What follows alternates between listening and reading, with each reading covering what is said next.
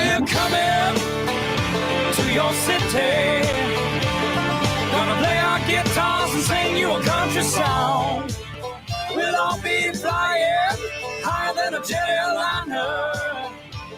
And if you want a little bang in your yin yang, come along. Welcome aboard from the Golf Club at Eagle Point Studios, brought to you by the great folks at Andy Moore Honda Bloomington, Bloomington's #1 Honda dealer. Jim Coyle with you as always here on this Wednesday. Dylan Sinn as well. Looking forward to talking to Kyle Neddenriep later. Bob Kravitz as well. We'll see what else we can get scared up. Dylan Sinn, how are you today, man? I'm good, Jim. I'm good. Just taking in this nice weather we've been having this week, and waiting for the next shoe to drop on the IU coaching search. Absolutely. Of course, that's what everybody is looking at. Hey, Dan, how are you, sir? To talk about that, and of course, I've been taking a ton of heat on social media, tons of heat. But it was rough that first day, but now I continue to dig and continue to feel better, and just hope that everything comes out in the wash. But the one thing my tweet that had that was incorrect was there was no physical taken, but the reason that word was given is understandable, but it's not far off. We'll get to that later, but I feel a lot better about that because it's a lot closer to the situation than people realize. But looking forward to that. What else is new up your way, Dylan? Well, we have a couple teams in from the Fort Wayne area in the state championship coming up here. We have Blackhawk and we have Leo. Leo making their first run to the state championship in 100 years. Blackhawk, of course, with Caleb First contending for the Mr. Basketball Award with Trey Kaufman. So we have a lot of high school basketball going on up here, and it's been a fun couple weeks. Come on, man. Nobody's competing with Trey Kaufman for the Mr. Basketball Award. Let's be honest. Just kidding. But I think that's going to be a runaway. But not that he's not a deserving, worthy candidate. More than it's one of those deals probably, too, where, man, there are some guys that just picked the wrong year to play high school ball.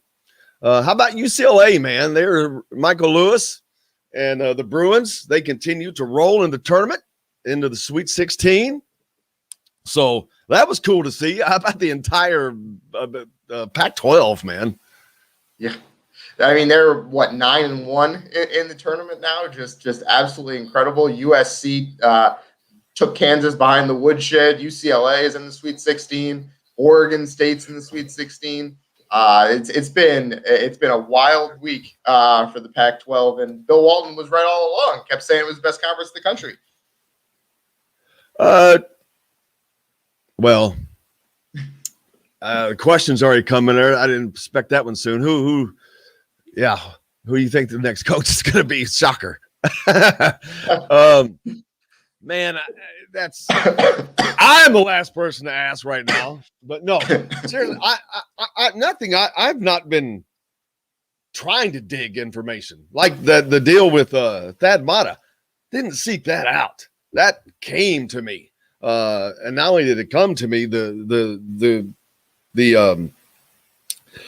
confirmation came from a different person, but it came to me. So. Information is not something I've been seeking, but that kind of information there, future information, because everything that did come to me had recently happened. It had happened. There's a difference between future and past. It's a lot easier to get information from things that have already happened. Everything the few things that I've even talked about had already happened. Future, that is just a guess. Seriously, a guess. But I've been commenting on the Rivals board a lot that we're to the point to where I think it's swinging back to an Indiana guy. And it's not because people got to get over, man, people don't want to come here. That's man, this is not 1976. It's not 1994. There are tons of good jobs out there now that were not there before. That's something people just don't understand. The Indiana, the love that Indiana people feel for Indiana, Chris Beard doesn't feel that. He's from Texas. He has that for Texas Tech because he's from Texas. He coached for Bob Knight at Texas Tech, not at Indiana. So I don't see that that's a pull for him. I don't know what Chris Beard's going to do. I haven't heard anything about Chris Beard. He has been dead silent, and he wants it that way. I personally do not see him leaving Texas, but he could be named the head coach tomorrow. But seriously, but for how it goes. But I have not heard a thing. I don't see him leaving Texas. I've not heard anything on John Beilein lately. Of course, everybody wanted Brad Stevens. That's not going to happen. So if these guys don't happen, you cannot go the route of a Porter Moser now. I don't think you can go Musselman because of what happened with Archie Miller. You know, you've got a small window. You've only got a couple guys that you could go after. Then it's like, well, you can't do that. And I think now it's going to swing back towards an Indiana guy. I can see that happening. I would caution. I understand why people say, well, you can't go with another mid-major guy like Porter Moser because of what happened with Archie Miller. I don't think you want to box yourself in like that. I understand maybe if the administration feels like they're already boxed in because of that. I would not take those candidates. If I was the administration, I would not take those candidates off the table. You need to make sure that you keep your options open. Porter Moser just beat Illinois in the NCAA tournament.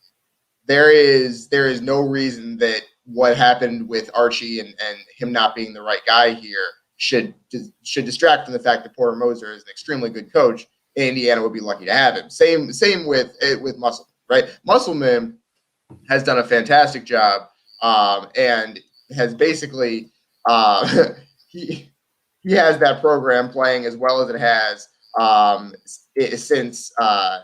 since the 90s, right? He has Justin Smith playing like an All-American. So that you shouldn't take those guys off the table just because, we don't want to hire another up-and-coming guy. To me, that doesn't make any sense. And I understand why the administration might feel like that, but to me, it just doesn't make any sense. If the guy can coach and you think he's the right guy, go get him, right? Like don't let what happened with Archie distract from what's happening now. Would be my advice to the administration if they want it, which they don't. Yeah, it's that's going to be tricky. Thanks a lot for everybody joining us on YouTube. If you don't, please jump on there. Indiana Sports Beat Radio is how you can find it easily. Go on there and subscribe. Hit the toggle for the notifications, and you won't miss anything. Coming up tomorrow, I'll get Verdell Jones, Alec Lasley, but no, that's Friday. My days are already screwed up, man. It's been a long week. The coaching search, it's not even. It doesn't even seem like it's been long to me. Because it hasn't, and it's even to me shorter because the tournament's going on. So no one you can't talk to anybody really that you want to talk to, but it's done through back channeling and all that stuff anyway. Whether there's even interest, you can find that out quickly.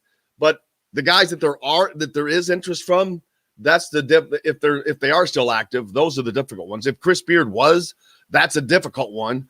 They did get beat, so that helped. But Musselman is still coaching, so he's someone that would probably. There's another reason why I think that he's out. So I don't think that it's going to be much longer, personally. But again, believe what you wish. But I do see. I think it's okay. And the four Indiana guys, they're viable. That I think they're viable for that spot that I can think of would be, of course, Dane Fife, Keith Smart, Calbert Chaney, and I think you throw in Michael Lewis, although Michael doesn't have head coaching experience, so that would, for me, that he's going to be eliminated because of that. So, but you still have to put him in. He's had a ton of great experience and doing well, right where he's been. I think that Dane Fife is not leaving Michigan State personally, but I think he would for this job. But I think that he would rather stay in Michigan. Calbert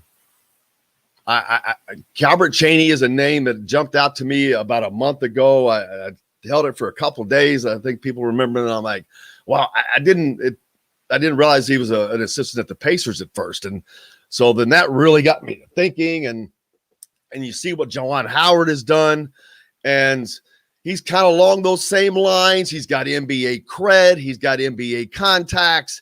He can work with a kid. Hey, I know how to get you to the league, but I can also show you how to get to the league. He can bring it. He would have to build up a good staff. That's important, like Juwan Howard did. But he's someone that would bring together most of the fan base. He's not going to make everybody happy, but the only coach that's going to make everybody happy is in Boston. And so I don't think, but other than that, I think he would bring together a fractured fan base. Every player would be behind him, because whether they, even someone who wanted an older guy or a different guy, they would still be behind him because he's a player. And it would bring together all of them. So that would do that. But of course, any coach would. Any of those guys would. But Calvert's just kind of right there in the middle that reaches back both directions, I think. You're not, so you know what I'm saying, man. I just think he covers, and he checks so many boxes with his contacts and the people he knows. And it's starting to feel better and better the more I thought about it. I'm like, man, why would he not be able to do it? And part of it is just having great talent, Dylan. And I think that would not be a problem either. I think that he would get that kind of talent. Yeah, I think that, I mean, obviously it's a great recruiting pitch to say, hey, look at my name right there at the top of the all-time scoring list at Indiana, right? He'd probably have a banner in Assembly Hall right now, if not for some unfortunate events in the 1993 tournament. But the other thing is that what we've seen with Juwan Howard, and I think that this is why someone like Calbert Chaney or an alumnus is not the worst idea in the world, is because an evangelist for the program is important, right? Like, that's someone who believes in Indiana as an institution, as a basketball school. And that's what Indiana has with Tom Allen in football, is just someone who believes in the program. And Tom Allen, there's no real reason for him to feel that way about IU football, but he does. And he goes out and he's basically a preacher for IU football. And Juwan Howard is that way for Michigan basketball. You've seen him. I saw him on TV this morning talking about Michigan basketball and the brand that he's trying to create and what he feels like that brand can be. And Calbert Chaney is the same type of guy who has that cred with the fan base and with players that can go out and say, look, I'm an Indiana guy and we're bringing Indiana back. And I feel like that'd be huge for recruiting. Yeah, I do. That's why the more I thought about it, the more I'm like, man, I don't have a problem with it. And sometimes I think you get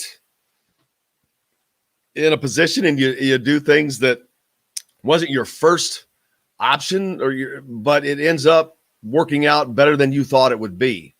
I think that could be one of those situations. It's just, there's too many fractures for Indiana, I think. Whether I just talked about the players, you got them going in different directions, because now you got Crean guys, you got Knight guys. You've got the fans that are the same way, that there's all kinds of fractures there. But I think that it heals the most of those fractures. I think this would heal the most fractures, if that makes sense. And do it's kind of like you mentioned in football, what they haven't been able to do in a long, long time, which is odd that they haven't been able to do that in the sport that's most beloved, but they haven't. It's been too many fractures. And I think this would heal more of them than any other thing. Yeah, and the thing is, with the fractures, you're absolutely right. The fan base is fractured, but I will say the one thing that fixes fracturing is winning, right? Anyone you bring in, if they win, the fan base is going to be fine as long as they're not letting a program run wild or having no one graduate, things like that. But yeah, the program, the fan base is fractured, but you don't want to hire someone who unites the fan base for a year and then they don't win and it goes back to the way it was. You want someone who's good. Obviously, you want someone who's going to win, and that's going to fix everything long term, and that's the most important thing. Yeah, absolutely. But I think that goes back to surrounding yourself with the right staff. We talked about that. One of the things Juwan Howard did is Phil Martelli, a very, very experienced guy on his side. He's got a guy with more NBA experience, I believe. So you're just strategic, and a head coach. Now basketball is different; they do more coaching, but a head coach is a man. He gives out barking orders. He's got guys that do things. So he's also a general manager of sorts. And I think that with the experience that someone like, whether it's Keith or Calbert, if they were offered that position, whomever it would be, they had that experience from being as much time as they have spent in NBA roles, NBA type roles, G League, that type of thing. That comes with a heavier professionalism of working. So they have that experience in that regard and all of that. And they've worked with guys on different levels, at every different level. And so I think I would like to see it now that the more and more that I think about it, it doesn't matter to me, but I would think the fan base that would end up being a good way to go. I could absolutely see that. Break. I could understand. Yeah, I could understand why some people want Keith Smart over Cheney, because he does have more head coaching experience at the NBA level. He's been a coach for longer. Calbert Cheney has not been a coach for that long. So I understand why people want Keith Smart too. But yeah, you can absolutely see the benefits of having an alumnus, someone who cares significantly about the program and has for a very, very long time in there. Yeah, we're past a break. That's a great comment there that I wanted to talk about. Alfred. Somebody put up there, we need Alfred for the moms. I'm like, I don't know that the moms even remember Steve Alford now. But do the older players move the needle for the younger generation who has experienced apathy? Who will students get excited to see Cheney or Woodson? They know who they are. I think that Cheney, again, is closer to that because of his accolades and things, the all-time Big Ten scorer. We'll get more into that when we come back for the break, but that's a great point. Hey, you're listening to us from the Golf Club Eagle Point Studios, brought to you by Andy Moore Honda Bloomington. Bloomington's #1 Honda dealer. Back with more right after this. Hey, we all want more, and no one gives you more for less than. Man, I have not had coffee in 2 days. I'm dying. You doing okay? I'm dying here. I haven't had coffee. I'm dying here. We got to talk about, by the way, before we, at some point here, we got to talk about the women's basketball game coming up today.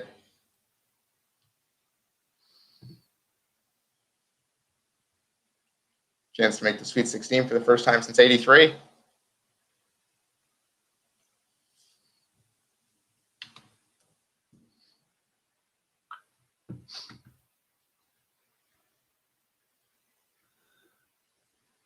What's that? I talk about From who? First time since '83. The women's basketball team. They got a Oh, yeah. Yeah, definitely. Who do they play next? They play Belmont, which upset Gonzaga. They play the next game today at 5. the wrong Gonzaga. Yeah. That's another thing, man. Who the hell? Everybody keeps getting knocked out. Who the hell is going to stop Gonzaga? Well, it's not going to happen until the Final Four anyway, probably. Yeah, probably. Armand Franklin. That's something else to talk about. I'm a little surprised, to be honest with you. Of all the guys that's going to just test the waters, it was him. But I mean, I think he'd have significant interest. Oh, yes. Without question. Yeah. So it seems like if they get the right guy in there, he'll be back. Reading between the someone just he feels comfortable with that isn't going to basically place him on the sidelines or run a system that he doesn't like. You know, like if they hired Tony Bennett, maybe he'd be out of there. But I don't. But I don't think that's going to happen. You'll find great places to visit, if they get a guy in there to dine, convinces and to him play. that it's the right place to be. We offer an up-close animal encounter with elephants and giraffes, lodging that is out of this world, world-class golfing, and a premier resort experience that is waiting for you on your next visit to French Lick, West Baden. This segment is brought to you by Bubba's 33 in Clarksville. Pizza, burgers, beer. If I go crazy, then will you still call me Superman? If I'm alive and well, will you be there holding my hand? I'll keep you by my side with my superhero. I always love that song. Welcome back. Coming to you from the Golf Club at Eagle Point Studios. Brought to you by Andy Moore Honda of Bloomington. Make sure you get out to see Andy Moore. Thank him. Dylan Sinn sitting in from the Fort Wayne Journal-Gazette. Jim Coyle with you here as always. Looking forward to talking to Kyle Neddenriep also later as the IHSA finals are set. But I have a week off to prepare. Bob Kravitz will be in later as well. The Indiana women's basketball team rolling on to the tournament. As Dylan pointed out, they play today at 5 against Belmont. Man, they're peaking. They seem like they're peaking at the right time. They struggled in the Big Ten tournament against Michigan State. They weren't particularly good on either end of the floor. And I think that kind of, after winning so many games toward the end of the regular season, I think that kind of refocused them a little bit. It kind of showed them where they were struggling under the radar a little bit. And they played one of their best games of the season in the first round against VCU, just absolutely dominant on defense, held VCU to 23% shooting, and then shot 58% on offense in the second half. And that's huge because their offense had really been struggling for a few games, and their defense had kind of been carrying them. And so to get the offense going again, going into the second round is huge. But they seem like they're playing with a lot of confidence. Terry Morin, after the game, said that she feels like they have some momentum now and their best basketball is ahead of them, which is exactly what you want to hear in tournament play. So they do play Belmont today. Belmont won its first NCAA tournament game in program history in the first round against Gonzaga. And so Indiana has a chance to go to the Sweet 16 for the first time since '83. They have never won 2 games in the same tournaments. This would be kind of a historic first for the Hoosiers, and then the winner goes on to play number 1 seed NC State. So it's a big night for Indiana women's basketball. If they get a win tonight, this is probably it's almost certainly, it already probably has been, but it's almost certainly the best season in program history if they win tonight. And they're not done. They have a lot of these guys or ladies coming back next year. But this is a good group of basketball players. I mean, they are talented. They're deep. They're skilled at the positions. It's a fun team. They have good coaching. They are an all around. I'm not, it's not like they're not the number 1 team in the country, but that shows you how tough it is. They're a really good team, good coach, good players, good bench. And man, but they are fun to watch. Grace Berger is I think will go down as the greatest player in program history. I know that Mackenzie Holmes is getting a lot of the awards now, but Grace Berger will go down as the greatest player in program history. I think she has a pro career waiting for her. She is just a talented player, athlete, and she has better things coming yet next year. I mean, I think that she's going to be a player that ends up on all these watch lists next year. Yeah. I mean, she's already 2-time first team All Big Ten as a junior now, right? She's absolutely terrific player. She had 20 points in that first round win over VCU. So she had 20 points in that game. VCU had 32 as a team. She was absolutely terrific. And that's the thing is with her and Mackenzie Holmes, they have balance. They can score inside, they can score outside. And that kind of the team is extremely well constructed. And that goes back to what you said about coaching is Terry Morin has done a great job of recruiting players who not only are very good, but fit into what she wants to do and how she wants to run her team. And like we talk about Mackenzie Holmes, Indiana likes to get up and down the floor, right? So you need a big that can run the floor and be athletic and has good stamina because if you're running and your big can't keep up, that's going to slow you down automatically. Mackenzie Holmes can keep up. And so that's the type of player that you need to recruit for the system that Terry Morin wants to run. She went out and got someone who's extremely talented and fills that role. She's done a great job of building this program from the ground up since she got here, and it's a well-constructed team. Absolutely, and will be interesting to see how they continue to move forward, and hopefully that happens for them because, man, that would be a fun ride to see them in the Sweet 16. The men's tournament continues to run. Is the boys and the girls still going in high school? No, it's just the boys now. There's only the girls are done. The boys are in the state title game now. Only 8 teams remain. Four state title games to come. Looking forward to that. It's just incredible as the basketball has continued in the state of Indiana. And unfortunately, I saw that yesterday the mask mandate will be dropped statewide April 6th, just in time for all this stuff to be over, unfortunately. But that is coming. It is around the corner, so we're looking forward to that. But, man, it is a good time of year as it comes. The weather starts to get better, but everything on everybody's mind is Indiana's search for the next coach. And a lot of people get wound up that it's got to be this guy or that guy, or they don't think that they've landed the right guy, or it's not. Well, why isn't this an attractive job anymore? And I talked earlier about it's not that. It's just so. Chris Beard, for example, he's already making $4.5 million a year where he is in Texas, in Lubbock, Texas. I assure you, the cost of living in Lubbock, Texas, is not bad at all. $4.5 million spends very well. Now, does $6.5 million spend better? Yes, it does. But other considerations. Could he still end up being the coach? He certainly could. He has been radio silence. He doesn't talk about jobs. So, as far as who's going to be the next coach, I've got no idea. What I've said is if it's a player, I like Calvert.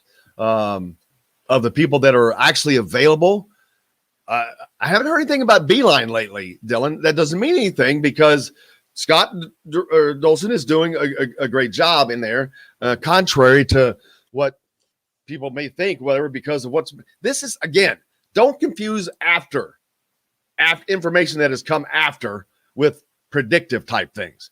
That has not happened. But as far as I have no idea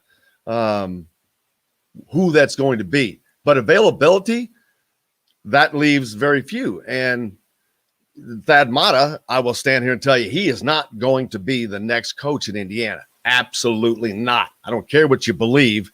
He will not be the next coach. I guarantee you that.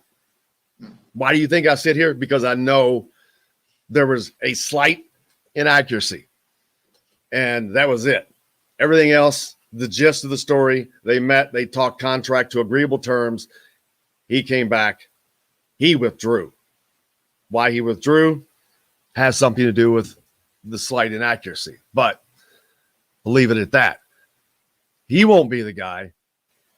Beeline is still interesting. I don't think, though, that not that they would turn it down if that was the only option. I don't know that a Calvert Chaney wants to be under John Beeline for 3 years, Dylan. Yeah. Or anybody, not John Beeline, but anybody. Right. And I mean, obviously these guys, you could go the route where, like, obviously that would be something of an ideal scenario for Indiana if it works. Make Beeline the head coach for a few years, kind of an overseer of the program, and then have someone like Calvert Chaney, who doesn't have head coaching experience on his resume,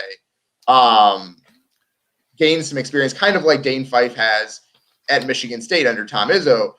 Gain experience as an associate head coach, and then with the plan of having him move up to the head coaching position in a few years' time, because John Beeline is not a long-term answer, obviously, at 68 years old, even if he does end up being the coach, which we haven't heard anything that suggests that he would be. But yeah, that would be a kind of an ideal scenario. Get a guy in there who, like Calvert Chaney, hasn't had head coaching experience, or Keith Smart, who hasn't had head coaching experience at the college level. And so, yeah, it would be a nice scenario for Indiana, but obviously there's a lot of steps that have to go into that before that would happen. Yeah. And I do think, though, Armaan Franklin has definitely put this process in warp speed. Not that you can rush it, but I think that there is definitely a sense of urgency. That's why anybody that's still coaching, not a candidate. I truly believe that. I think that this could happen sooner than you think. And again, Armaan Franklin, these guys are not going to wait around forever. They can't. We've got to hit a break, but they have their futures to look forward to, their best interest. And he did exactly what he should have done. I'm surprised more of them haven't, to be honest with you, but they have stuck by their word that they would wait to see who the coach. Now, I'm not saying Armaan didn't. He's not going anywhere. He's just getting the process started. I agree with what he's done. So he should do that. He has a future to look at, because the next coach may not be a guy he likes playing for, the style, whatever. I don't think that happens. I don't think any of the players go anywhere. I think Armaan is staying. I think that they all end up staying. I think that they make a hire that these guys are happy with, but we'll see. We got to hit a break. Cal Neddenriep's going to join us. We'll talk about some high school action and see how the recruiting is going, as this talks about, and plenty more to get to with your comments, questions. We still haven't talked about how the older players like Keith Smart, I moving the needle, because you think of the shot, everybody thinks of Christian Watford. They don't think of a guy who won a national championship. But we'll be back with plenty more from the Golf Club at Eagle Point Studios, brought to you by Andy Moore Honda of Bloomington. Bloomington's #1 Honda dealer right after this. Welcome to your extra.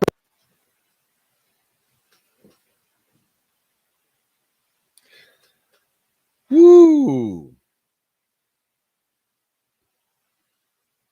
Man. Kyle should be joining shortly. Cool.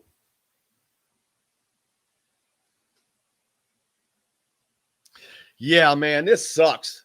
But the thing that's aggravated me a little bit more is people like Greg Doyle, of all people. He wants to go on and this. Are you kidding me? Are you effing kidding me? You want to? Okay. Maybe you want to talk to somebody before you. But anyway, I cannot wait.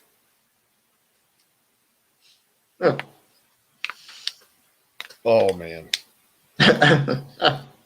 It's tough to sit here and wait for it, but dish are the best served cold. Some dishes are best served cold. Oh gosh. Yeah, Jim, you should have heard me. This is unrelated, but you should have heard me a couple weeks ago when I was in the middle of like having COVID. Essentially, I would not have been able to be on here. It would have just been me coughing into the mic for an hour and a half. It would have been awful. Man, so you had it?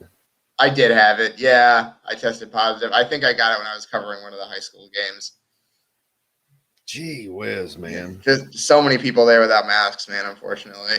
So I'm still I'm one shot away from being fully done. There you go. But I'm still going to wear, well, I guess I don't have to as much, but they ought to give you a tattoo or something you put on your damn forehead. I'm vaccinated, damn it. Scarlet letter. V on there. Put a V up on your forehead. Gosh damn it. I saw they're expanding vaccine access to everyone in Indiana as of March 31st. So that'll be good. Yeah. So I'll right now it's only people who are 40 or older. But I'll be able to get mine. I mean, I'll be able to sign up for one starting next week. So excited. Man, those second shots are going to be busy. Yeah. Especially right in time for the summer and everything. Yeah, it's going to be, people are going to want to get their stuff so they can kind of feel comfortable going out,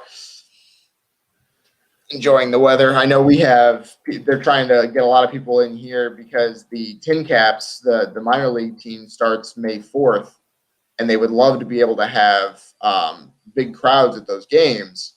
And you want to have as many people vaccinated as possible before that. Bubba's 33 in Clarksville. Pizza, burgers, beer. Hey, we all want more, and no one gives you more for less than Andy Moore Honda of Bloomington. And right now, Andy Moore Honda is having their first ever 0% sales event. That's right, you get 0% APR financing on a brand new Honda from Bloomington's #1 Honda dealer, Andy Moore Honda. Andy Moore Honda of Bloomington, where more means more. More selection, more savings. Come see us at the all-new Andy Moore Honda, now in Bloomington.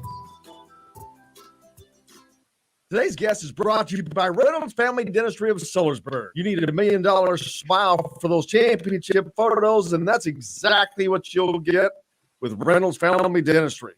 We all got a hill clip on down deep inside. No matter where you're from, you just can't hide. When the bank starts playing that it feels soft. Welcome back to the Golf Club Eagle Point Studios, brought to you by Andy Moore Honda of Bloomington, Bloomington's #1 Honda dealer, joined by Dylan Sinn as always, and Kyle Neddenriep is coming on next from the Indy Star. Looking forward to talking to him as the state finals take a week hiatus as they prepare for the championships the following week, as the NCAA tournament is squeezed in the middle between the Big Ten and the IHSA finals. Basketball. What the heck are we going to do after the finals end, man? Kyle, how are you? As he's still coming on, we'll wait till he joins us. But yeah, what are we going to do? I mean, that's the thing. It comes to this big sugar rush. It's like this big, gigantic sugar rush. You get all this candy, and then it's all taken away for a long time. Huh. Got to content yourself with high school baseball and softball and track, I guess. Well, this year at least we have college football that'll be coming up in the spring. That is, and the fall sports that we didn't get to have.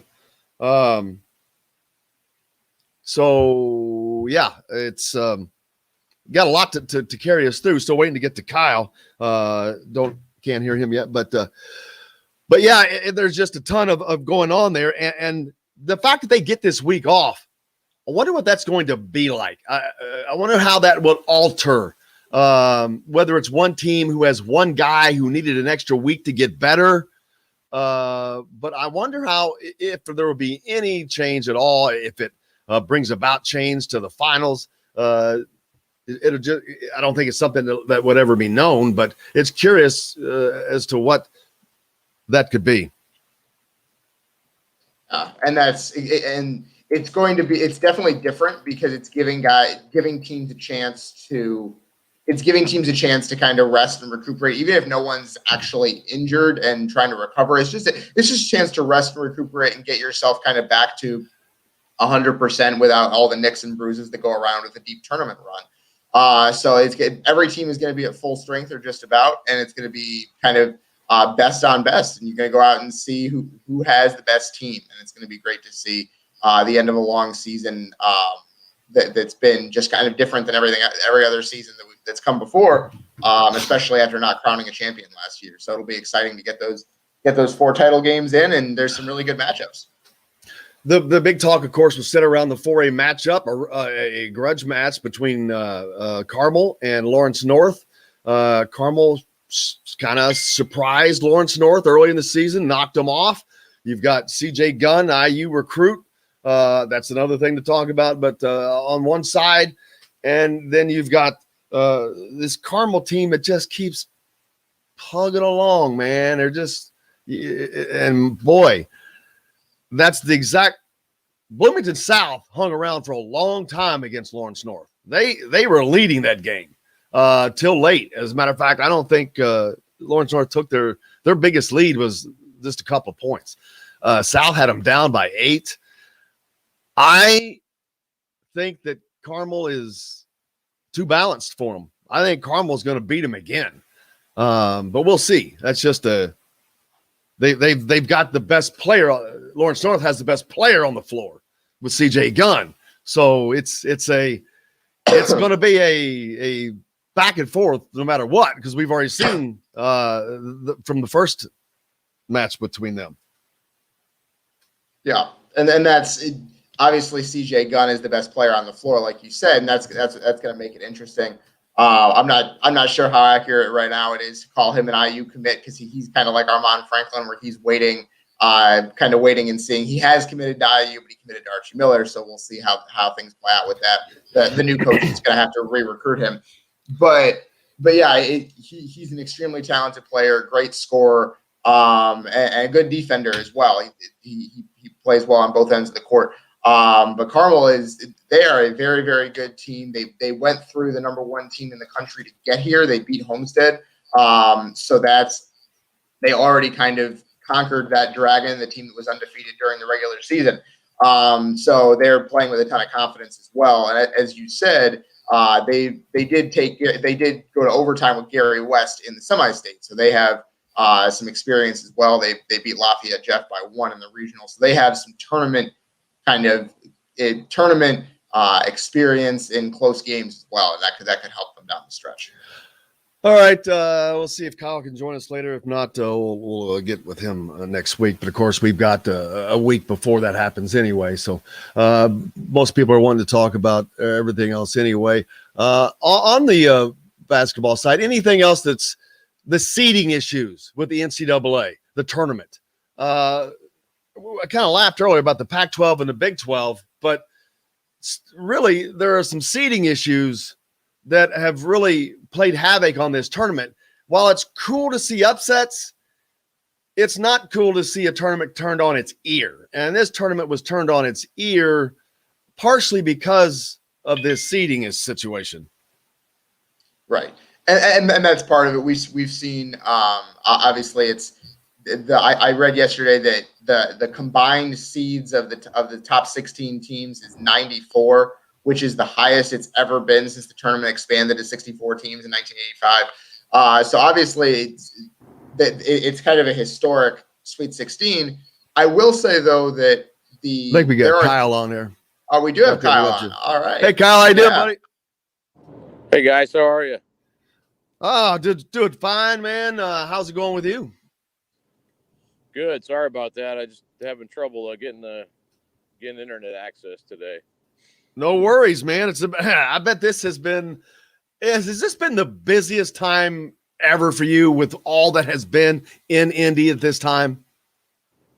It hasn't really changed too much for me. I've been busy, but actually this week has been pretty light. I took yesterday off, and with the week off before the state finals, should have a relatively light week. I'm helping out with the tournament NCAA this weekend. I haven't really been too much involved with that so far, other than a couple, leading up to type of stories. But it'd be fun to get involved, see what that's about. I think I've got Arkansas and ORU on Saturday, and then whatever the latest game is on Sunday, believe I'm doing that one too. So that should be fun to see what the Sweet 16's like.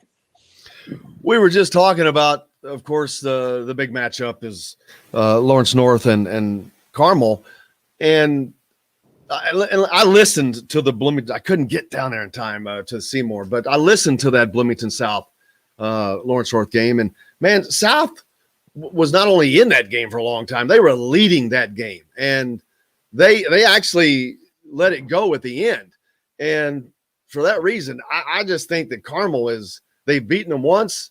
I think they're going to beat them again. I know that Lawrence North has the best player on the floor, but I just think that Carmel may be just a better team.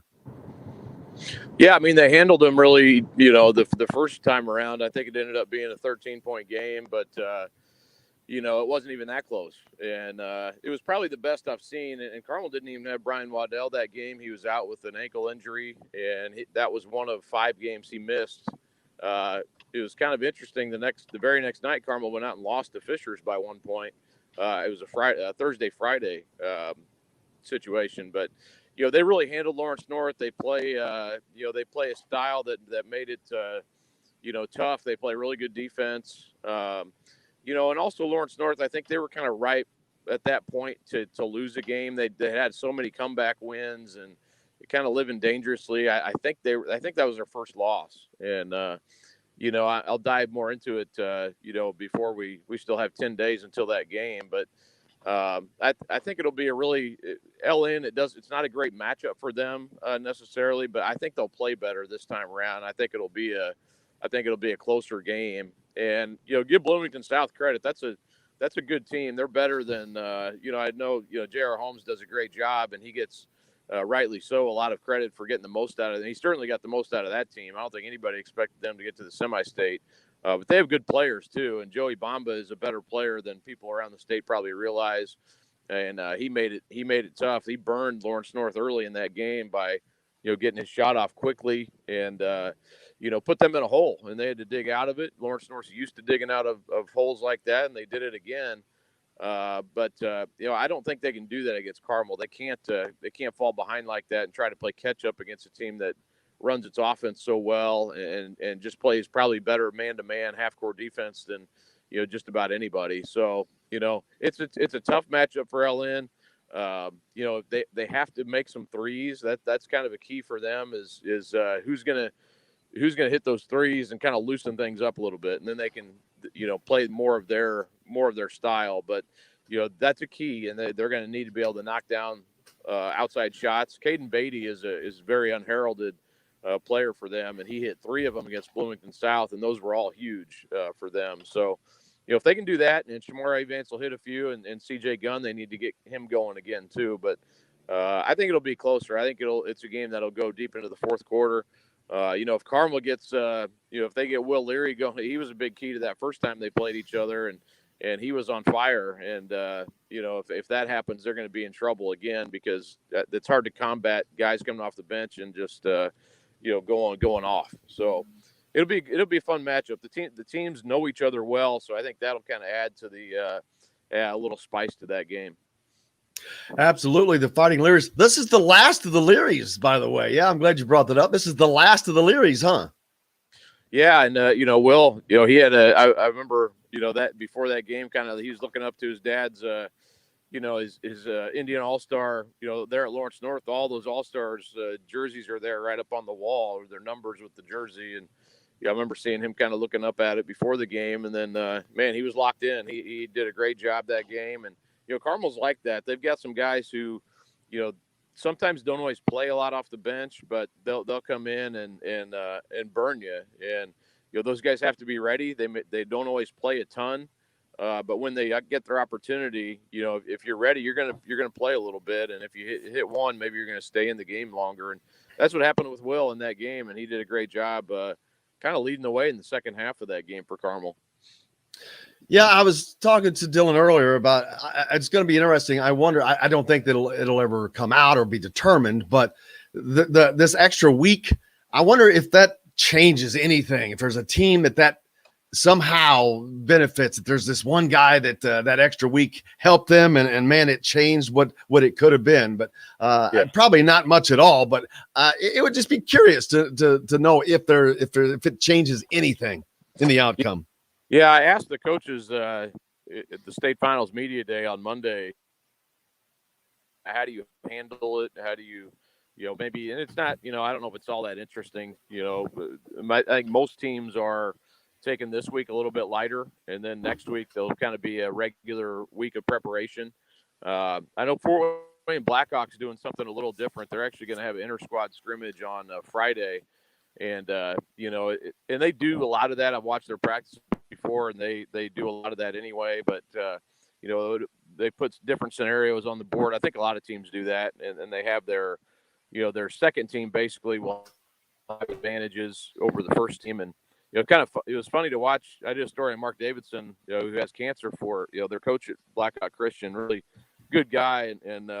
But I watched their practices, and I think it's a cool idea. The second team actually gets a point every time they hit the rim on a shot, so you kind of get, and if you make it, you get another added bonus to that. So it kind of keeps the first team always fighting uphill battle, and he'll make calls in the scrimmages that are totally against the first team just to see how they react to it. So I think he's going to put the striped shirt on and do that Friday, and it's going to be kind of inter-squad scrimmage that they're going to have. But that was the only one that I heard they're going to, that they're going to do something like that. Most of them are, either resting guys who need extra, time. I know a couple teams, Bar Reef has a couple guys with ankle injuries that definitely can use this time to heal up. A couple other coaches I talked to said this is going to be good for them to heal up. So I don't think it's, for basketball, I don't know it's ideal to take an extra week. That's a long time between basketball games, but I do in the IHSA takes a lot of arrows and things from everybody. But I think this is probably the best case scenario they could have come up with. You only affect the 8 teams in the tournament, and you give them a week off, and that you couldn't have played this weekend, not at Bankers Life anyway. So I don't think this is a terrible situation. I kind of like it. It kind of gives me a chance to catch up a little bit and get to some stories next week that I'd like to get to. Yeah, I was just saying to Dylan, it's like, man, after next week though, what the heck are we gonna do? It's like getting this big gigantic sugar rush. I mean, we've got all the candy, and they're taking it all away from us in a couple of weeks. We won't have it anymore. I know. That's the thing. I'm looking forward to a little time. The spring is normally a good time for me to take a little bit of time off, and then there are some things going on. Obviously, you have spring sports and AAU stuff starts up, and but I'm definitely looking forward to taking a little time off, and it feels like and I know it's weird because we had the pandemic and everything, but I really feel like ever since the start of it, it's just been like nonstop to me. I've had different projects, and I'm not saying woe is me. I've been lucky to have stuff to cover, but I definitely feel a little bit drained, and will enjoy taking a little time off and helping my son's baseball team. My 12-year-old's playing baseball, helping out him. It's very relaxed, but it's nice to do some of that family stuff too. Yeah, and I can imagine, because that's the one thing that this job takes away from a lot of people. But man, it's going to be a fun one for you, and I can't wait. Looking forward to it. Can't thank you enough as always. We appreciate you, and let you get back to it. I know it's a busy day as always. You bet, guys. Have a good day. Thank you, Kyle Neddenriep from Indy Star, joining us here on Indiana Sports Beat from the Golf Club at Eagle Point Studios. Brought to you by Andy Moore Honda of Bloomington. We'll be back with more with Dylan Sinn right after this. Hey, we all want more. No one gives you more. Man, 3 minutes is not enough time to go make coffee. I still haven't had coffee. 3 days now. I'm all jacked up. I'm not jacked up. That's the problem. I'm all jacked up, but no place to go. Dying on us, Jim? Huh? You dying on us? No. Coming back to And life. I apologize for the commercial issue. I hope that's not an internet thing. But am I Just sounding check weird to you it. when I talk to you right now? Yes, you're dragging. At least you all aren't. Well, I think it's when you open up your mic is when this happens. So if try, I don't know if you can close your mic during the commercials once they start and come it back in to let us know or whatever. I don't know, but until you get it fixed. But yeah, I think it's when your mic is on. Because the first 2 days, yesterday and Monday, it only did it once. Yeah. For both shows. And now it's doing it. It sounds like it's doing it right now, like it was doing it earlier too. It is. We'll check all that afterwards. Yeah. Breaking a new producer in, Dylan. Permanent. 1 day, same guy every day. So I've had 2 different guys doing it for a while, but now. The one thing I'm going to need to do, and I think Trevor's going to show me, is how he does the Don Fisher stuff on Monday, because I know that's kind of unconventional, the way he does that. Yeah.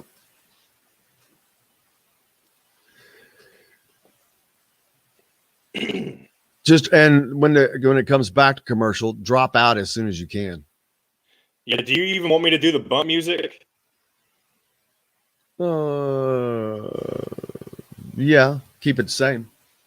Okay, I just didn't know, because did the bump music sound like it came through like that? Because it sounded pretty bad to me. I can't remember. Well, if it sounds bad, I'll lower it pretty quickly. Yeah.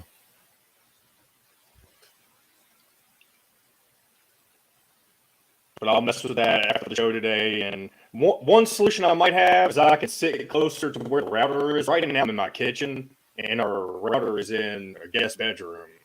So if I need to do that, I'll do that tomorrow and see if that fixes things. And then I'll also look into some other things if I need to. Also, we're about to move. We're moving next Friday. Just FYI. Okay. I know I told you that we were moving soon. That is happening next Friday.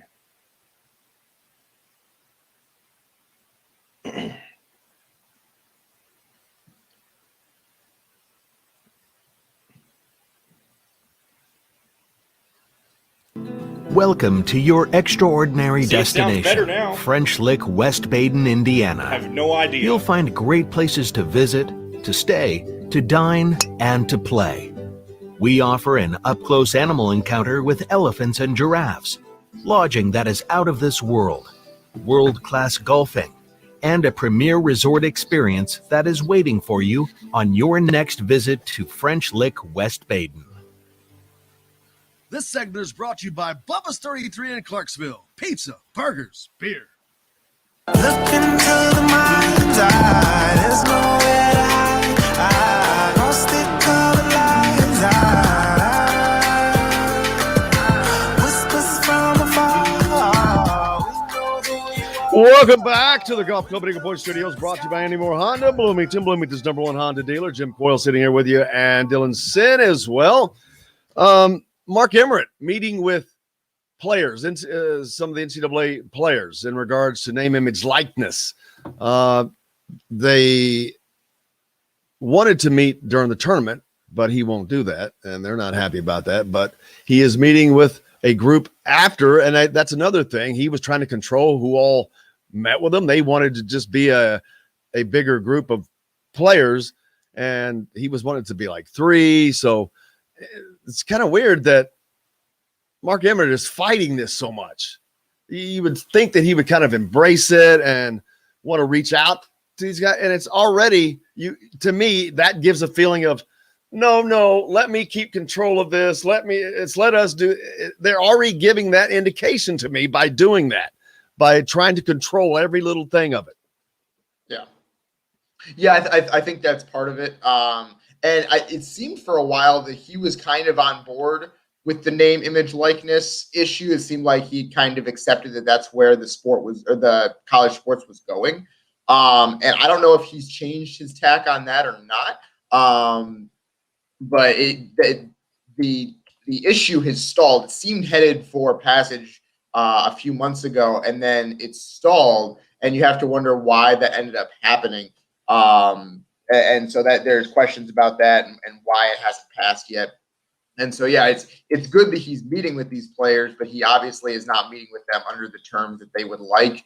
And that's going to might become an issue here going forward as well. Yeah, we'll certainly see. But I think that it's the thing is, it's not going away. And the NCAA, Mark Emmert is like continuing almost to keep his head in the sand. It's like they got him by the feet now, and he's holding on to whatever plants that are left to keep his head in the sand. It's like, man, they are just, it is just crawling and screaming to get to this stuff. And they've got to come into the 21st century. And the longer they fight this, the worse it's going to be. I think that the worse they make the situation. Now, on the other side of the coin, it's a screwed up situation. It's going to be a flipping mess. And I'll be honest with you, I don't know how they can solve it, Dylan. It's a gigantic mess. There's no way when we start talking about this, it's not that I don't want them to have anything. I just don't see any equitable way. So is there no limits? If there's no limits, what the hell are Alabama football players going to be getting? What are Ohio State football players going to be getting? Clemson football players going to be getting? Are you kidding me? Give me a break.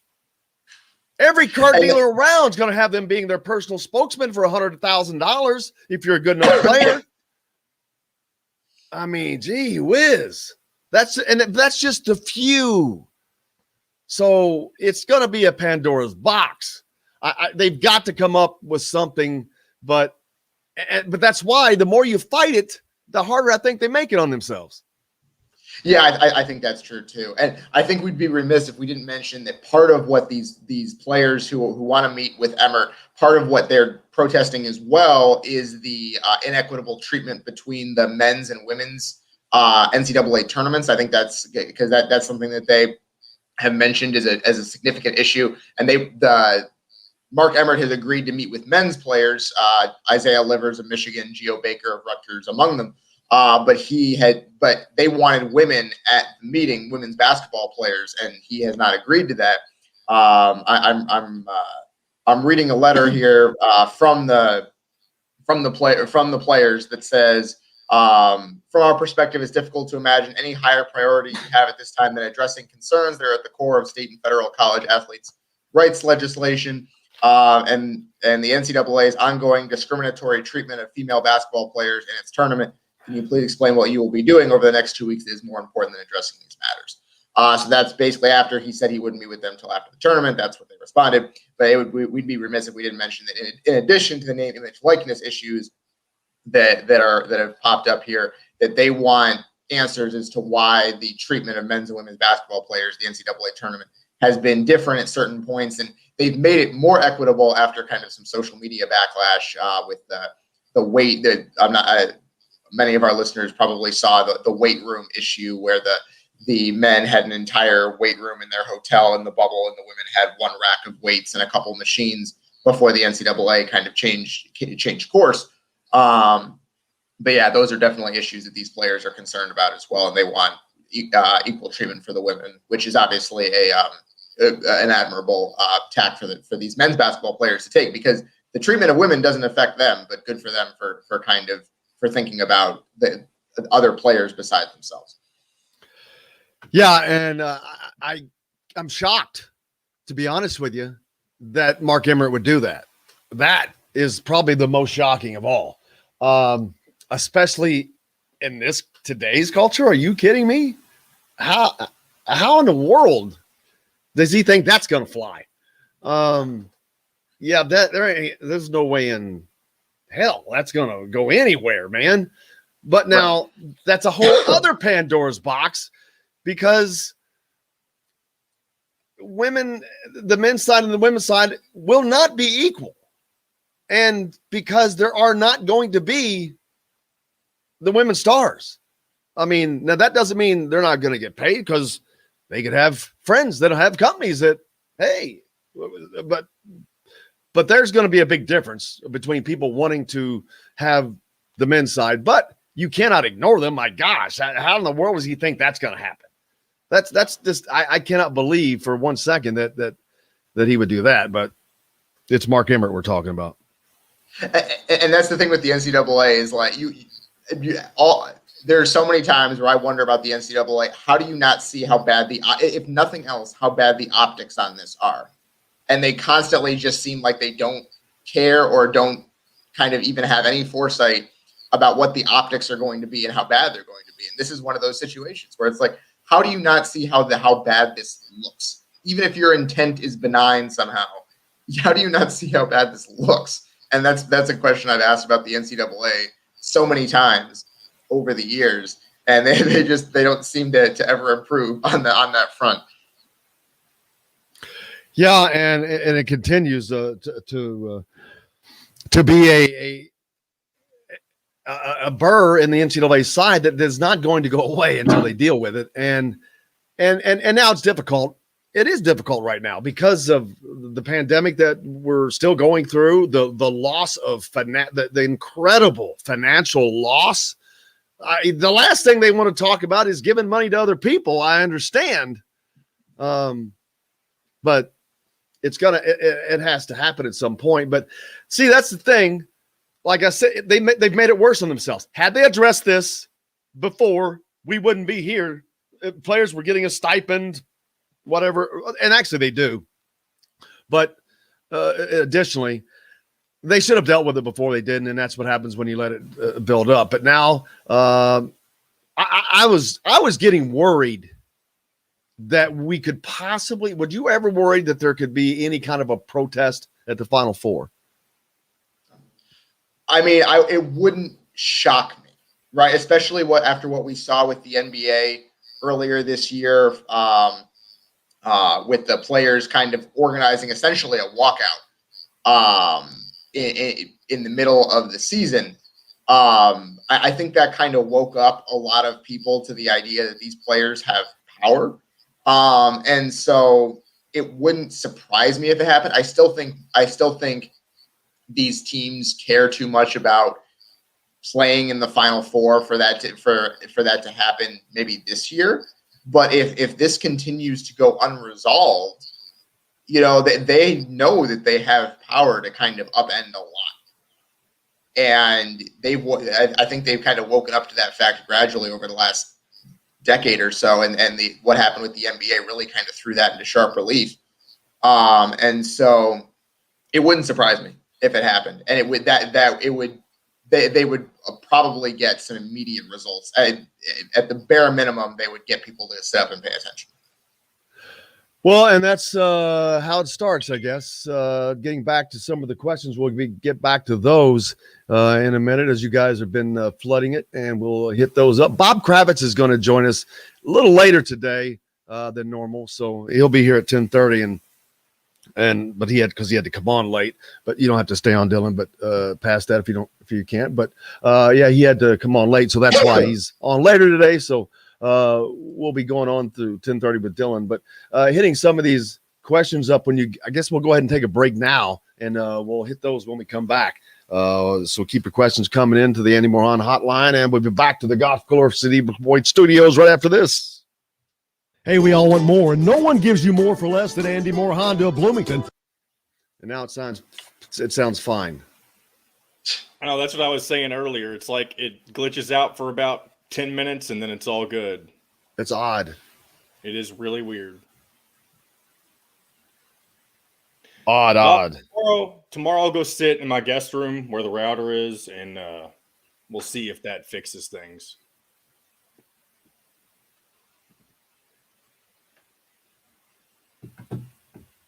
Someone on the chat asked, or they said, do we realize that they're not hearing commercials? They're hearing us talk. Yep. On which? On StreamYard. Yeah. That's the joy of it. But commercials go out to the radio side. You don't have to hear them. Well, that's the joy. Everybody, they get to hear the ins and outs. Hear me complain. Watch Dylan. Yeah. By the way, Jim, I'm not sure if you checked Twitter, but Parker Stewart is in the transfer portal. Someone else commented that too earlier, I saw.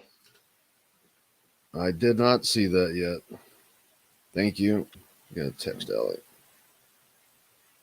That one's funny, but not surprising. Yeah. It seemed like he really connected with Archie. Well, I think he would have connected with. I don't think he could play. I'll be honest with you. I don't think he can play at Indiana.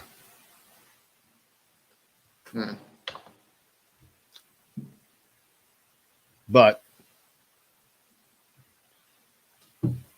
yeah, he's. But you're right. You're probably right. I mean, it's a weird situation for him to come into.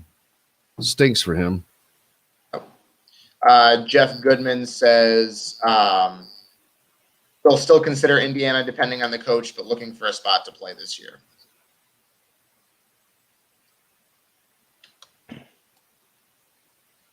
It's always hard to tell how much emphasis to put on these guys entering the portal because they can always come back. Like with Samson James, he entered the portal last year. Everyone kind of freaked out, and then he was back the 2 days later. It was like, well, I just wanted to see what's out there. Welcome to your extraordinary destination, French Lick, West Baden, Indiana. I think he had to You'll be find talked great back, places to visit, to stay, Right. to dine, I think he had and to to actually play. be talked back. We offer an Yeah, up-close probably. animal encounter with elephants and giraffes, lodging that is out of this world, world-class golfing, and a premier resort experience that is waiting for you on your next visit to French Lick, West Bay. This segment is brought to you by Bubba's 33 in Clarksville. Pizza, burgers, beer.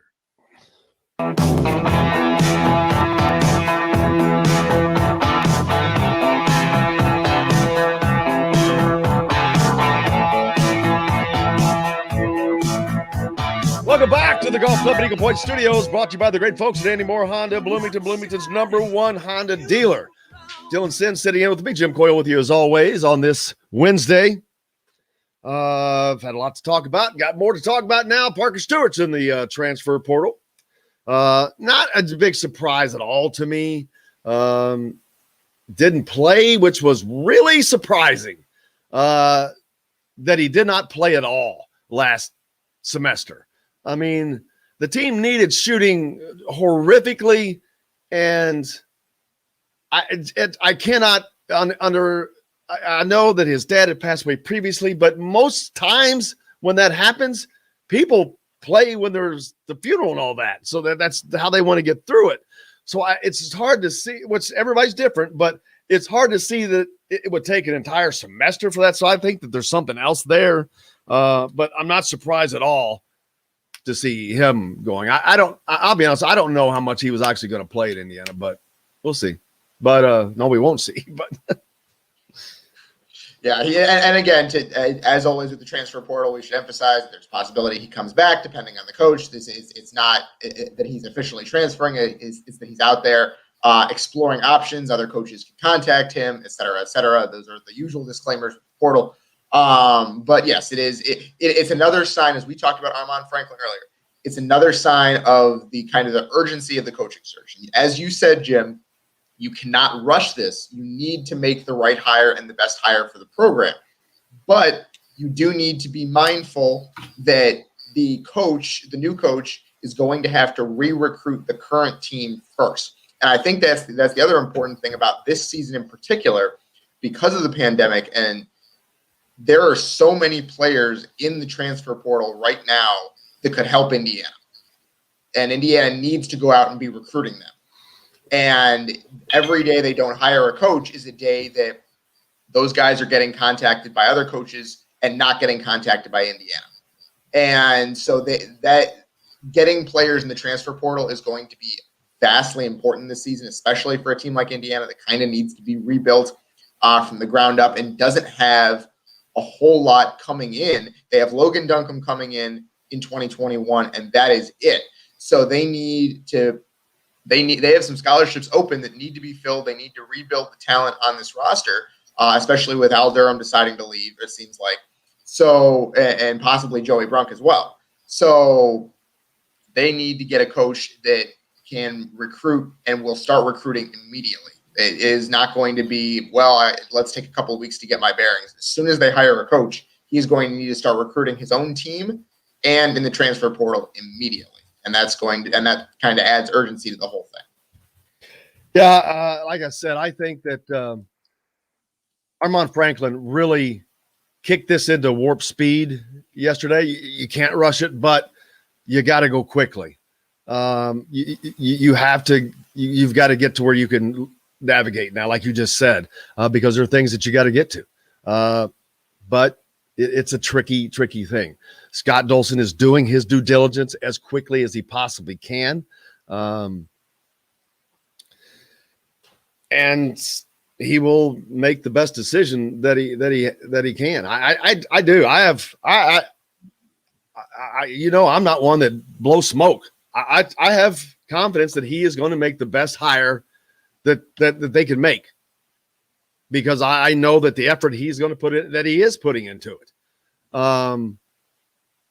That's not always going to be it. No one is going to make everybody happy. Like I said, the only guy that's going to make everybody happy, and I'm not sure he would, is in Boston, not walking through that door. The other one is Bob Knight. He's not walking through that door. That wouldn't even make everybody happy. But there's just going to have to be, no matter who it is, you're going to have to quit complaining and just say, you know what, this is it. This is who it is. You're just going to have to get behind them. But because that is the situation, that's why more and more I'm thinking it's going to be an Indiana guy.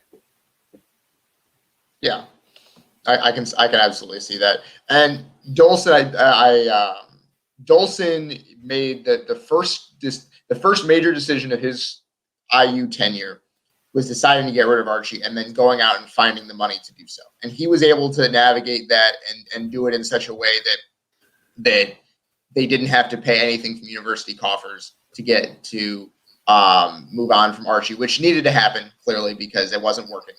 And so he made that call, and he did what he needed to do there. And you would hope it would give people confidence that he can go out and get the right guy to be the next coach. But obviously those are two completely different skill sets, right? Making the decision to move on is one thing.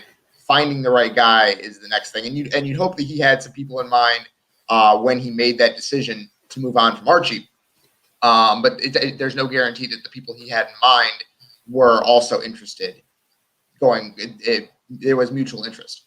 So the question is whether he can whether he can kind of go through the other side and make the right hire. And you have to hope that for Indiana's sake that he can do that. Yeah, there was so much speculation that a lot of fans thought that when this process started, they had everything just set. Everything was already had the guy. Well, they had the people they were going to go after, but I think all that came together quickly. Archie seemed surprised that it happened. A lot of us were surprised that it happened. So, but yeah, I think because of all this, I think the hire could absolutely come this week. We're at Wednesday already. I mean, I know I'm saying that with it being Wednesday. It could come at any time. It really could, because there's undoubtedly he's met with. You would think he's met with everybody he needs to meet with by now. I mean, there's who else? If they're still playing, they're not a candidate. I guarantee you that. Chris Beard's not playing, so even with him, he would have had time to meet, not meet, whatever. I think with everyone he needs to do. Maybe today's a meeting to go over, and I think a decision could come. I would not be shocked to see a decision by the end of the week. And that's just me speculating. Yeah, and again, I saw Zach Osterman from the Indy Star posted yesterday. All IU's last three hires have all come either the last week of March or the first week of April.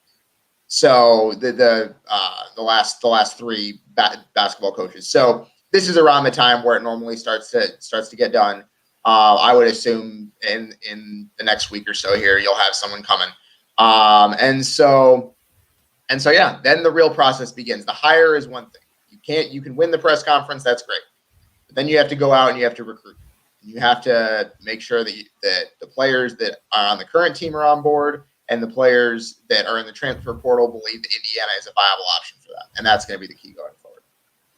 Yeah, absolutely.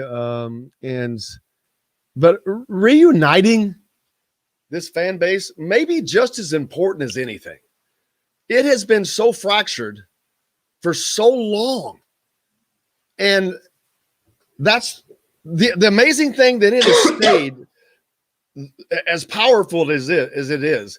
That is what should convince anybody that Indiana is and will probably always remain a blue blood. They are just, it is that their fabric. And because no matter what they go through, they stay. It doesn't go away, but it's amazing. But you got to have success. And that is, it's like it's dying on the vine, but this is kind of that last effort to throw some water on that to get it going. And I think that's the important part, is that because there's been a lot of talk over the last since Archie was let go. There's been a lot of talk about, well, is Indiana even a good job anymore? And I just don't buy anyone that says they're not. It says it's not, right? They have all the resources. They have all the resources in the world, as we saw. Their facilities are terrific. They just sank $20 million to upgrading Assembly Hall. They have a beautiful practice facility. Campus is beautiful. The fan base is as good as you're going to get anywhere. Indiana has everything you want in a college basketball program, and they just haven't won. And there's no reason to think they can't. Everyone's saying, well, they're just destined to be in the bottom half of the Big Ten forever. They won a Big Ten title in 2016. There's no reason they cannot be one of the better teams in the Big Ten. Even in the worst case scenario, there is no reason that Indiana cannot be Purdue. There's no reason that Indiana cannot be Wisconsin. Both of those teams have had plenty of success in the last decade. Indiana has just as many, if not more, resources than both of them. So it's just a matter of getting the right guy in there. Archie Miller does not seem like he was the right guy. The next guy has to be, because once you start stacking the wrong guys on top of each other, then that's when you start losing some cachet as a program. I agree, man. I agree. Bob Kravitz is going to join us at 10:30. I cannot wait to talk to him. What do you got coming up this week, Dylan? Well, I will be covering the women's basketball game tonight, obviously from home. So I will have that, and I'll be following them as long as they are in the NCAA tournament. Are you going to cover that from here? I will. Yeah, I did not get. I'm not going to San Antonio, but I will be covering it from home. Thank goodness for Zoom and everything like that. So yeah, I was going to put in my Whataburger order, man. I was hoping you were going to San Antonio so I could get some Whataburger brought back to me. I know. I wish I'd make a run for everyone on the beat, and maybe next time.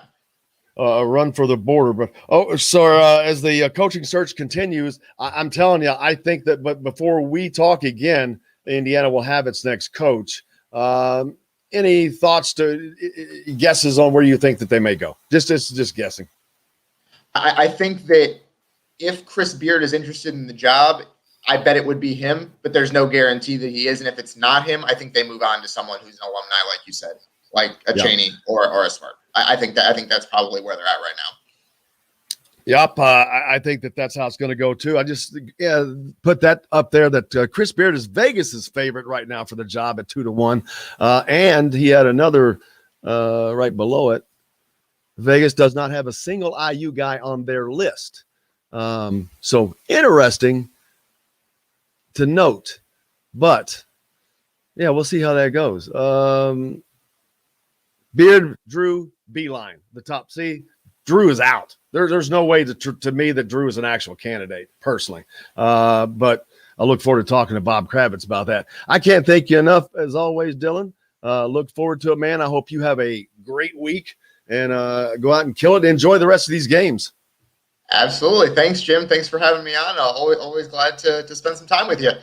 Oh, absolutely, man. Looking forward to doing it again next week. For those of you listening on the radio side, we'll continue through the podcast. Of course, you can listen or watch on YouTube at Indiana Sports Beat Radio. But thanks for joining us. And until tomorrow, for Dylan, I'm Jim Coyle. Go out and do something nice for somebody. Wear your mask. I will see you on the radio.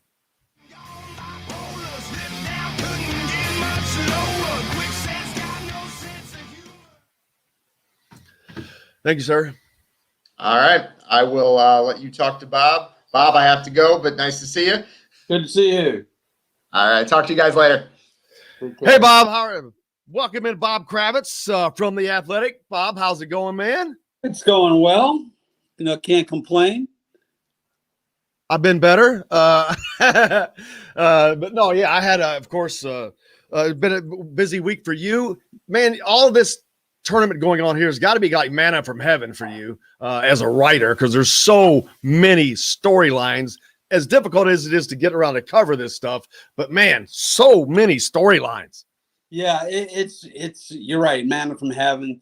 The flip side of it is it's not like in the old days where you could go into a locker room and really have a good one-on-one discussion with, say, Justin Smith.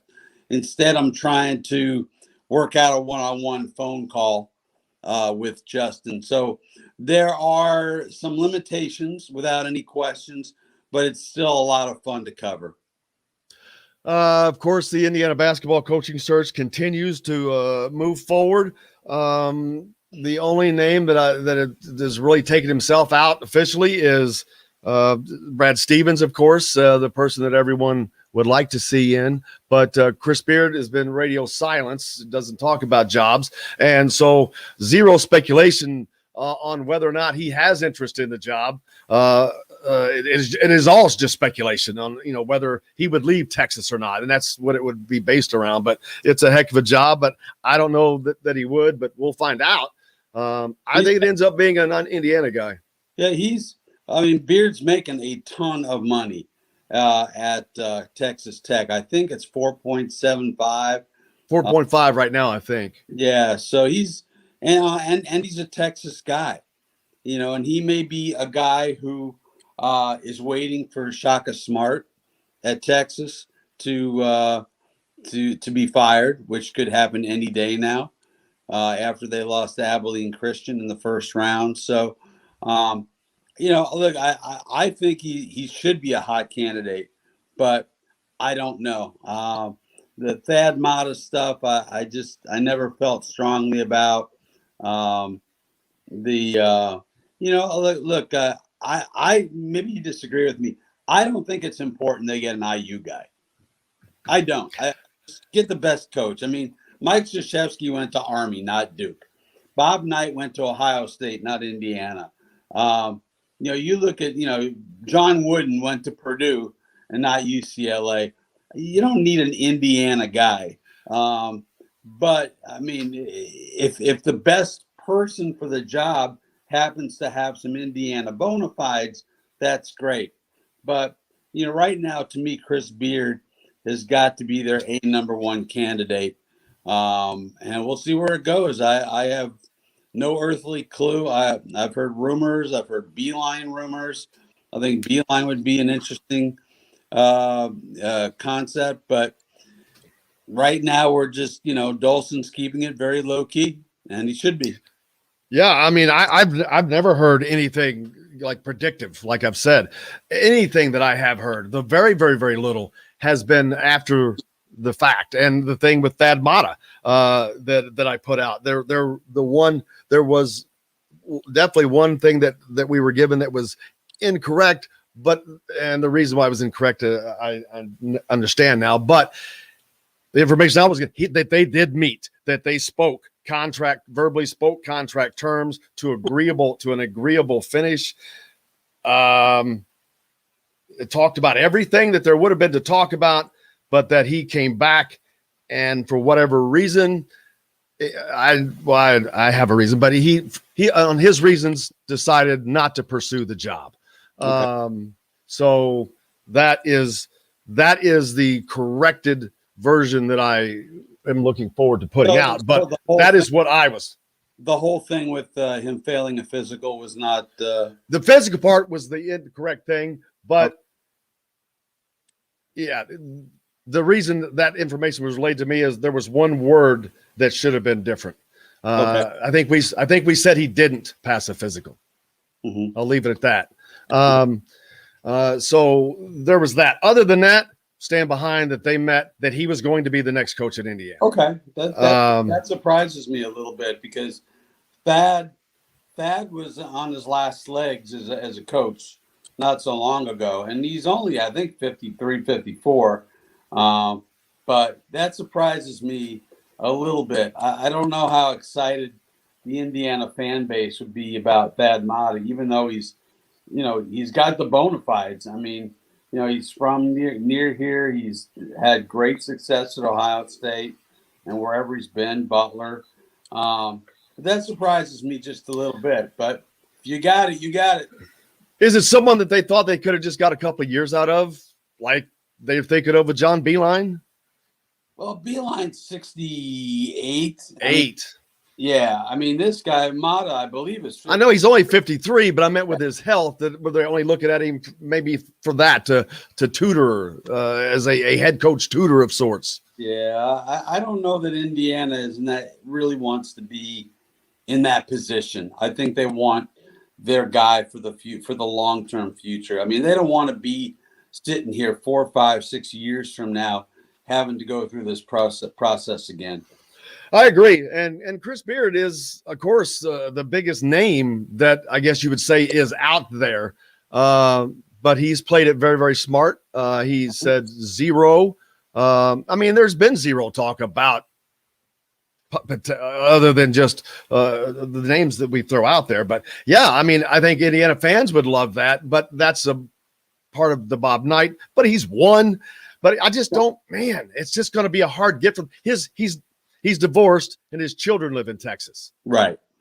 So that is a big, big thing. It's not overcomable, but that's to me one of the bigger reasons. He's, like you mentioned, already making great money, lives by his kids, from Texas. He coached under Bob Knight at Texas, not at Indiana. So the draw for him, I think it was cool to be in Assembly Hall, but I don't know that he would see that. I don't know. I think he's happy. Yeah, I get that sense. And look, Texas Tech has great, they have great facilities. I've been to Lubbock, but it isn't Lubbock. And, I mean, at what point, maybe that's what he's into. I don't know. But at what point do you want to go for, I mean, it's still a football school is what I'm saying. And, it's hard to recruit to that portion of the country. He's done an amazing job. He's gotten a couple of McDonald's All-Americans, but it's a hard place to recruit to. Whereas Indiana, you got players on every sidewalk.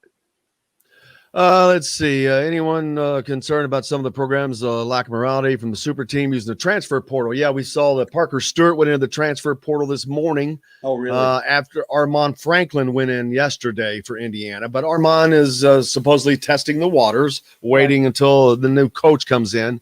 Parker Stewart, a kid that came in with Archie that did not play. His father passed away. I was surprised that he never played, but he's going to be moving on. So there's that. But I think the Armand Franklin thing, I said earlier, also may push this a little faster. I don't know that they expected the players to do this but I agree with what Armand does. He's looking out for his best interest. Oh, absolutely. Absolutely. No, Armand's a smart kid. From a good family. He's going to make the right decision. He may be back at Indiana if it's the right coach. He may not be. He's one of those guys and be like Justin Smith. Wherever he goes, he's gonna blow up. He's gonna be great. You saw it in stretches this year when he was healthy, just how good he could be. Tim thinks that the Indiana's next coach is still playing. I don't think so, because there's no way they would not have been able to talk to him and go through anything. This process is going to happen before another. I don't think this process is still a week away from happening. Personally, I think it's sooner rather than later. But I don't know. Yeah, I don't know. I as journalists, I think we want to say we know for sure, but Dolson. I've reached out to Dolson a couple of times. He made it very clear that he would be he would not be available, and he's been true to his word. But I had heard Beeline early on, but not to the point where I felt like I can report it, and it never happened. So that's why, you get these reports, and it's like, unless I get it from 2 or 3 sources, I don't feel comfortable putting it out there. And I keep it from 2 or 3 sources. Absolutely, 2 is not always enough. I can promise you that. But actually, no, it was. But as we move forward, this is a time. I think that because of where let's say they don't get Chris Beard, just playing devil's advocate. Mm-hmm. Then we've got John Beeline we talked about. After that, there are other options like Porter Moser, like Musselman, but I don't think that they can go that route because of Archie Miller. I think that route is not one that they would take because it would look to be somewhat riskier like they did before, especially with having to spend the money to buy Archie out and that failed experiment. I just don't think from an optics perspective, they go that route. And I think that's what pushes it back towards the IU guy. I'm not like it has to be that, but I think that's where it goes. Yeah. If they do not get Chris Beard. I could see Dane Fife because Dane is learned from the master, Tom Izzo. And I could see it happening because he's been in college basketball for a long period of time. I don't see Mike Woodson. I just don't see Mike Woodson, but busting his behind to recruit kids. I think he's an NBA guy at this point. It just doesn't make sense. But Dane Fife, I could certainly make an argument for. Absolutely, he's got the creds. I don't think he leaves Michigan. He would absolutely. But I think he would rather stay in Michigan. I think Keith Smart is kind of a guy that we haven't heard a lot of. I think Calbert Chaney is a name that fits in there because he kind of fits in between generations. He has NBA cred, NBA contacts. That's a name that I can see happening. At first I was like, and I thought that would be a Beeline thing, but I don't know that he would want to do that. He may want to do it on his own, maybe do the Juwan Howard thing. It has worked at Michigan. That doesn't mean it works everywhere. Doesn't mean you can duplicate it. But they laughed at them when they hired Juwan Howard. I'm a little you would think there'd be bigger names out there available for Indiana, wouldn't you? That's been the surprise. It's been there's just not that many options. I feel like we're already not scraping the bottom of the barrel, but we're already going to plan B, plan C, plan D. And boy, when you get rid of Archie Miller, you hope that, there would be better options out there is what I'm saying. Look, if you think Porter Moser is the right guy, I realize he's another guy coming up like Archie. It'd be a harder sell, but you look at the way that team continually plays, and especially in the tournament, it's hard to make an argument against Porter Moser or Eric Musselman or any one of those guys. But I think going back, I do think Chris Beard has got to be the number one candidate at this point. You would absolutely think. I mean, he was everyone's favorite after Brad Stevens, and with that off the table. And with the silence, that adds credence to it, to be honest with you, because he's done playing. Either he's been asked not to make a statement or he's chosen not to if he's not interested. He's a smart guy. He's not gonna put himself out there. And I'm sure that Dolson and the Indiana people do not want candidates saying anything. So I think this is gonna be one of those things that we're just gonna wake up one morning and boom. Like I'll be on the golf course, I'll be on the 4th hole putting for birdie, and I'll get a text saying Chris Beard's just been hired at IU. So That's the way it's going to work. It's going to come out of nowhere, I have a feeling. There's no doubt about that. Moving forward, these guys that are hitting the transfer portal, do you think that's having an effect on Dolson right now? Is he saying, "Hey, I gotta try to move this up a little bit"? Not necessarily, because the one guy that you got to worry about is Armand, and Armand has made it clear that he's going to see what Indiana is going to do. He wants to see what his options are. I don't think you hurry the process because you want to make sure to keep guys at home.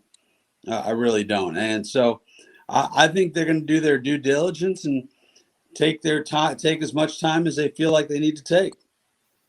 Well, coming up next for you, what are you working on most right now? Are you working on this, or you got the tournament going on? Are you doing all of this at the same time? Yeah, a little bit of both, trying to find out who the coach is going to be, but I'm not digging into it too deeply because I know that everybody's pretty much hushed up. Working on a piece on Butler. 10 years ago, Butler went to its second straight NCAA final game. So I talked with Matt Howard and Emerson Campen and Zach Hahn. Also doing a piece on Gonzaga going for the championship in an undefeated season, be the first one since the 76 Hoosiers. So I've spoken with Tom Abernathy and Bob Hamill, and I hope to get a couple more guys from that team. But, they're not like the Miami Dolphins, the 72 Miami Dolphins, where they pop open a bottle of champagne. But as Abernathy said, we know what's going on. And yeah, there might be a beer popped here and there when the last undefeated team goes down. We've had already the most upsets, Bob, in the history of this tournament, 11 before the second round was even completed. I don't know where it finished, actually, at the end of the second round. But the NCAA seeding process has been called into question, though, with the disparity. The Pac-12 is undefeated. I don't know how much that has played into it, but it seems to possibly have. Have you looked at that at all, or not even messed with that? Yeah, not really. I mean, a lot of people complain that Illinois had to play Loyola, an 8 seed in the second round. But you look at Loyola, I mean, they beat, Drake? I think that was about their biggest win. They really, as good as they are, they did not have the resume of a team that was much higher than an 8 seed. So, don't complain about it now when you didn't complain about it back when they came up with the brackets. Coming up next in this tournament, the dates have been changed. Is this something you could see them sticking with as we come out of this? No. It all depends on the TV ratings. TV ratings, TV money. But yeah, I think we're going to go back to the old Thursday, Friday, Saturday, Sunday, and then the championship game on Monday. I think all things considered, they'd rather not have a Monday. A couple of Mondays in the first few weeks of the tournament. Let's see what the TV numbers look like, but I tend to doubt it. The uniqueness of having Kelvin Sampson and Chris Beard, I guess, for that matter, in Simon Scott Assembly Hall West, but Kelvin Sampson, I guess, that was kind of weird. We've seen it before where coaches come back, but very unique situation coming back for the NCAA tournament when he basically got Indiana booted out of the NCAA tournament. Well, yeah, I mean, the funny thing is that, for all the problems that they had at Indiana when Kelvin was there, boy, they won. They won a lot. I mean, they're 22-4 his second year. And I don't remember what their seed was, but they were, one thing you can't take away from that guy is he wins. Now, does he win the right way? Oh, hell no, he doesn't win the right way. Maybe he is now. Maybe we're looking at Kelvin's redemption. Maybe he's doing it the right way now, but he didn't do it the right way at Indiana, and he absolutely had to go. And people who say, well, it was just a couple of phone calls, do not know the whole story. Yeah, so that is just keeping it going. Now, see your piece on Abilene Christian. This tournament, even though whether they talk about the seeding, it has been so fun. Oh, yeah. But But the one thing that I think that not getting to play, I said this before, teams from like the Big Ten, but it hadn't happened to other conferences.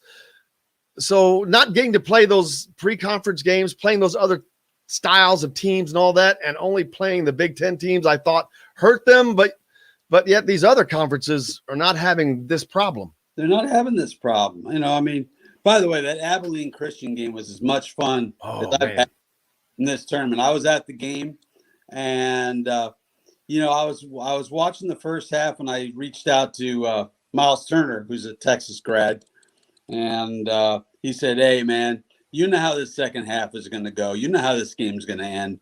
And with about 2 minutes left, I said, "This is not aging well, Miles. This is not aging well at all." And Abilene Christian, physically the smallest team in the NCAA tournament. They have a tiny budget, especially compared to Texas. Was it 1/10 of Texas's budget? Yeah, and 1/10 of Texas's total student body. And they went out and they shot less than 30% and still beat Texas because Texas turned the ball over 23 times in 60 possessions. That's unbelievable. And then all these upsets. Think about Gonzaga. We were talking about the Hoosiers a minute ago. It's kind of being made easier. Their path is being made, seems like it's being made easier. Some of the bigger seeds getting knocked out, but I guess that's not necessarily so. But I don't think they'd probably really be challenged thoroughly until the last two games of this tournament. I maybe, agree. but I want to see them against Baylor. It's too bad they didn't have a chance to play during the regular season. But I saw Baylor at Hinkle the other day. I'm trying to remember who they were playing, but they were terrific. And Wisconsin. They tore apart Wisconsin. And I mean, they got 3-4 wings who can absolutely get to the basket and who can make things happen. So they are the best team I have seen outside of Gonzaga, and that would be a special game to see them play in the Final Four. do you think Gonzaga does it? I do. I think this is a special team. You know, I mean, you got, I think, 3 All-Americans, much like 76 Indiana, with Kispert and Suggs and Timmy. I don't see a discernible weakness except they don't have a lot of depth. They don't have a ton of depth. They usually go only about 7 guys deep. So guys are playing heavy minutes. And if somebody gets in foul trouble, that could be an issue. But other than that, I don't see anybody getting in Gonzaga's way. I really don't. Well, in Michigan, I really had hopes for them, but with Livers going down, that's the shock. The only Big Ten team left is the one that I had picked to get beat because of Livers' injury, but they're still hanging on. I don't know how long they could hang on without him, but we'll see. Yeah. I mean, this has been an abject disaster for the Big Ten. I mean, there's just no nice way of saying it. Did we have it all wrong during the course of the regular season? Maybe. I mean, look at what the Pac-12 and the Big 12 are doing. I mean, they've been incredible, and the Big Ten, top to bottom, has been awful. Yeah, it's been unbelievable how it turned out. I mean, I would have lost so much money. There's no way anyone could have predicted that. It's craziness. But I did think that the tournament was going to be crazy fun this year, not in the way that we've seen it be, but it sure has been. Shocking that with it here that the Big Ten has been their performance. But why do you think that has been? I mean, I have no idea. Other than like I watched Purdue and like the speed of North Texas was just killing them, but the numbers are shocking. Yeah, I don't know. Excuse me. I don't know if it's the fact it's so deep during the regular season they just ran out of steam, but that sounds like a really weak-kneed excuse to me. I don't know why it's happened. You know, you can look at matchups. They didn't have great matchups, whatever. I mean, there's no reason Purdue should lose to the Mean Green, for crying out loud. I mean, a lot of these have all been upsets, and it makes no sense. I think what it tells us is that we overrated the Big Ten. I think that's what. If it's just 2 teams, 3 teams that underachieve, you say, well, okay, it's an aberration. But when every team is just stinking up the place, except for Michigan, you've got to look at the whole body of work and say they just haven't gotten it done.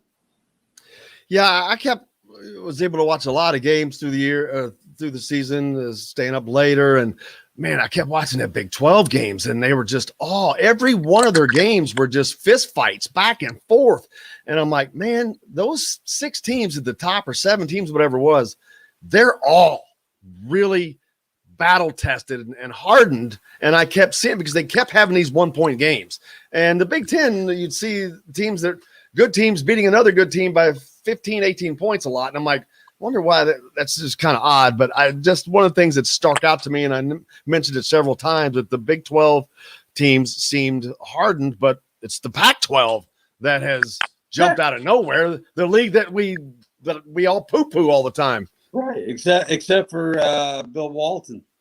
Yeah, exactly. League of Champions. What's that?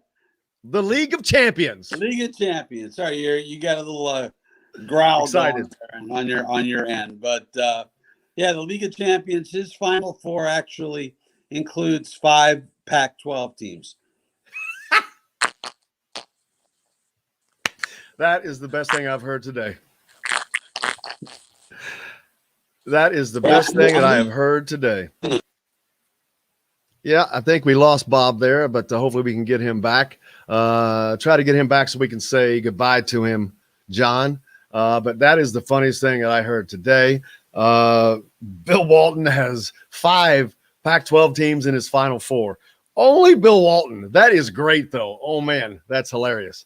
Tony said, yes, Jennifer, it sounds. Let's see, get that up here. Boom. Bob is right. You don't rush the coaching decisions, save players. The coach will be at IU longer than the players, hopefully. Yes, that is correct. Forced to the Big 12. They have not been good. Texas, Oklahoma State, Kansas. I believe the only team left is Baylor. Yeah, probably so. It's been a flip-flop. It's been crazy. Tony said, yes, Jennifer. It sounds as Dolphins keeping in touch with the players and keeping them updated without going into things specifics on them. Absolutely. Hey, that's pretty much it anyway. Time to wrap it up. I cannot thank Bob Kravitz enough, Dylan Sinn, Kyle Neddenriep, and most importantly, all of you guys. Without you, it doesn't matter. But we'll be back here tomorrow. Dustin Schutte, Chris Denari, Matt Taylor. See what else we can get scared up. Appreciate all the comments. And go out and do something nice for somebody. Wear your mask. Until tomorrow, I'm Jim.